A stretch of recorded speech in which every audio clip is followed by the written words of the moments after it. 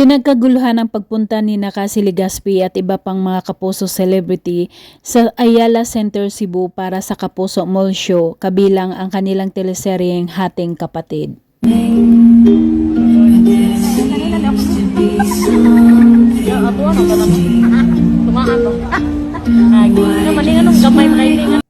Kasama ni Cassie Legazpi ang Kapuso actor at ka-love team niya sa teleseryeng Hating Kapatid na si Vince, na puno ng kilig ang mga Cebuanos na nanood sa kanila.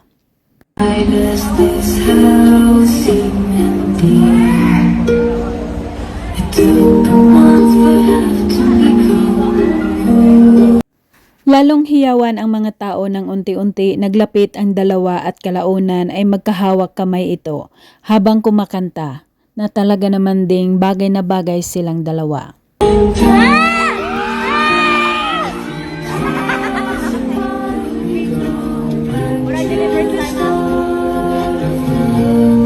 Sina Vince at Cassie ay mapapanood sa teleseryeng Hating Kapatid at kasama nila dito ang buong pamilyang Legazpi na pinangungunahan ni Soren Legazpi, Carmina Villaruel at ang kakambal ni Cassie na si Mavi.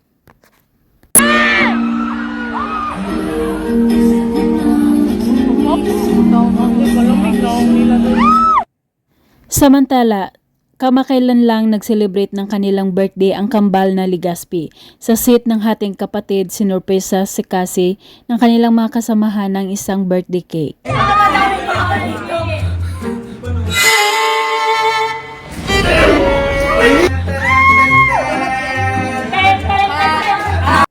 Kunwari naalala ni Cassie ang isang eksena nilang dalawa ni Cheska Fausto, ang isinampal sa kanya ang isang cake kaya natakot ito na baka maulit-ulit. Happy birthday to you! Happy birthday to you! Happy birthday! Happy birthday! Super saya sa off-cam ng kanilang set, kabaliktaran ng mga eksena na mapapanood sa Hating Kapatid. At masayang hinipa ni Cassie Legazpi ang kanyang napakagandang birthday cake.